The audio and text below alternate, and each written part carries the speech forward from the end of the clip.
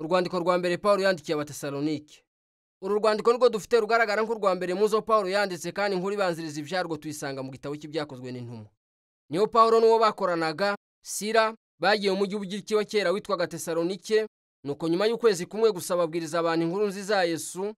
Abayuda n'Abagiriki benshi bemera Yesu, maze bahatangiza umuryango wa mbere w'itorero. Ariko ibibazo byarimo byiyegeranya. Pawulo we yamamazaga Yesu wazutse nk'umwami nyakuri w'abari mu isi. Byateye amakenga. Abakristo muri Tesalonike bashinjwaga kutubahisha Kaisari, umwami w'abami w'Umuroma, igihe babaga bavuze ko hari undi mwami ari we Yesu. Ibi byateye gutotezwa kurushaho gukomera. Mu by'ukuri byatumye Pawulo na Sila bahunga bakava muri uwo mujyi. Ibi byarababaje cyane kubera ko bakundaga abantu bo muri uyu mujyi cyane.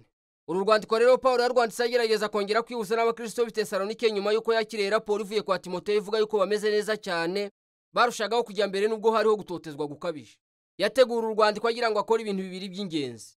Iyo aheraho no kwishimira kunamba kuri Yesu kwabo, maze nk'abayoboke ba Yesu akabashishikariza kurushaho gukura. Izi nsanganyamatsiko ebyiri zikikijwe n'amasengesho atatu.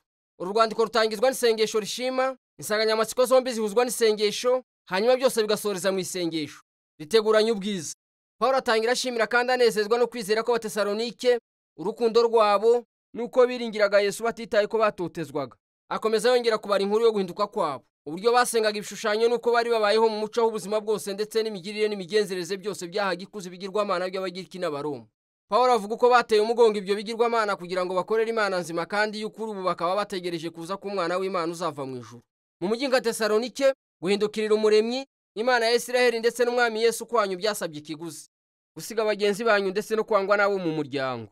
Nyamara ku Batesalonike, urukundo rutangaje rwa Yesu wabapfiriye n'ibyiringiro byo kugaruka kwe byatumye byari bibakwiriye ko bamwiyegurira. Pawulo asubira mu nkuru y'ubutumwa bwe muri Tesalonike ndetse n'ubucuti bukomeye yagiranye n'abantu baho. Aha akoresha ibigereranyo by'imvamutima.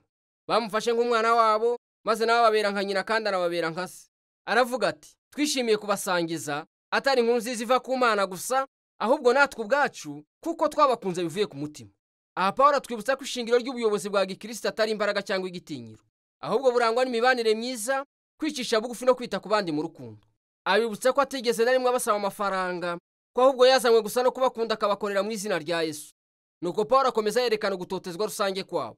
Nguko Yesu yanzwe kandi akicwa nabe, ni nako Pawulo nawe atotezwa na bene wabo b'Abayuda b'Abatesalonike nabo bagirirwa ubugome na bagenzi babo b'Abagiriki. Nuko Pawulo akura ihumure ridasanzwe mu kumenya ko hamwe imibabaro yabo yose ari inzira yo gufatanya na Yesu mu nkuru yo kubaho n'urupfu bye. Pawulo noneho avuga agahinda ubwo yumvaga ingorane Abatesalonike bagize nyuma y'uko we na Sila bari bahunze. Nuko yohereza Timoteyo kugira ngo arebe uko bamerewe n'abafasha.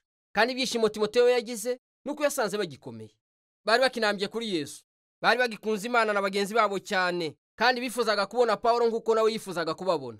Maze Pawulo asuzanya isengesho ryihanganisha, igishimishije hano ko aturangira ingingo agiye kuvuga mu gice cya kabiri cy'uru rwandiko. Asaba Imana ngo ibongerere ubushobozi bwo gukunda, kandi ngo ibakomeze mu muhate wabo wo kwera, mu gihe berekeje ibyiringiro byabo ku kugaruka k'Umwami Yesu. Atangira insanganyamatsiko ya kabiri y'uru rwandiko abashishikariza kubaho imibereho ihwanye n'inyigisho za Yesu. Ibi bivuze mbere ya byose umuhate utadohora wo kwezwa no kwirinda ubusambanyi.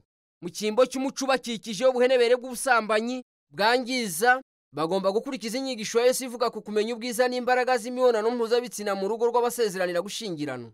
Pawulo ati, Imana yanga ubusambanyi urunuka, butera igisuzuguriro, bukanangiza abantu n'agaciro kabo.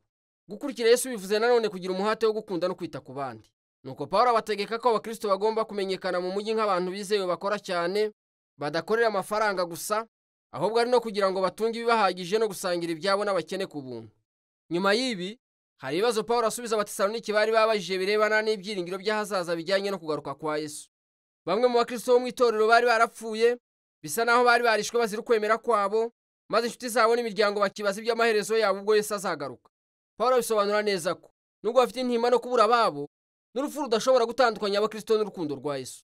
Ubwo azagaruka nk'umwami azahamagara abazima n'abapfuye bamusange. Aha Pawulo akoresha ikigereranyo cyiza cyane.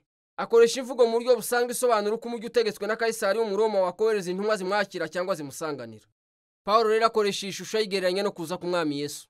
Nawe nk'uko azakirwa n'intumwa z'abantu be zizajya guhura n'Umwami mu kirere bamwakire kandi bamuherekeza aza kuri iyi si, aho azashinga ubwami bwe butabera kandi bw'amahoro. Hanyuma Pawulo ashaka ko Abatesalonike babona ko ibi byiringiro byabashishikaza kunamba kuri Yesu. Ahiga mu gisa n'urwenya propaganda y'Abaroma yamamaye ivuga ko Kaisari uzana amahoro n'umutekano. ntawe utazi ko amahoro y'i Roma yabonetse binyuze mu ntambara, kugira abanzi babo imbata n'imbaraga za gisirikare. Nuko Pawulo akaburira abantu ko Yesu umunsi umwe azagaruka nk'umwami maze ahangane n'aka karengane. Abayoboke b'umwami Yesu bagomba kubaho uyu munsi nk'aho uwo munsi wamaze kugera. Nubwo umwijima w'ibibi bya muntu ukikije hose, abantu bagomba kwirinda ibisindisha bakaba maso, kuko umuseke w'ubwami bw'Imana utambitse hano ku isi nk'uko biri mu ijuru. Pawulo asoza izo mpanuro zose nk'uko yatangiye, mu isengesho ryiringiza ko Imana izashira ukwera mu buzima bwabo kandi ko izabatunganya rwose kugira ngo bitange rwose kandi nta mugayo kugeza umwami Yesu agarutse.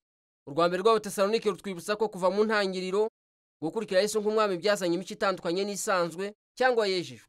Ibi kandi rimwe na rimwe bizateza urwikekwe n'amakimbirane muri bagenzi bacu. Ariko imyitwarire y'abayoboke ba Yesu ku rwo rwango igomba buri gihe kuba urukundo, bitura ikiba amahoro no kugira ubuntu. Iyi mibereho iterwa imbaraga n'ibyiringiro bishingiye ku kuza k'ubwami bwa Yesu bwatangiye uhereye ku kuzuka kwe mu bapfuye. Bityo kwezwa, urukundo n'ibyiringiro by'ahazaza, ibyo nibyo bivugwa mu rwa mbere rw'Abatesalonike.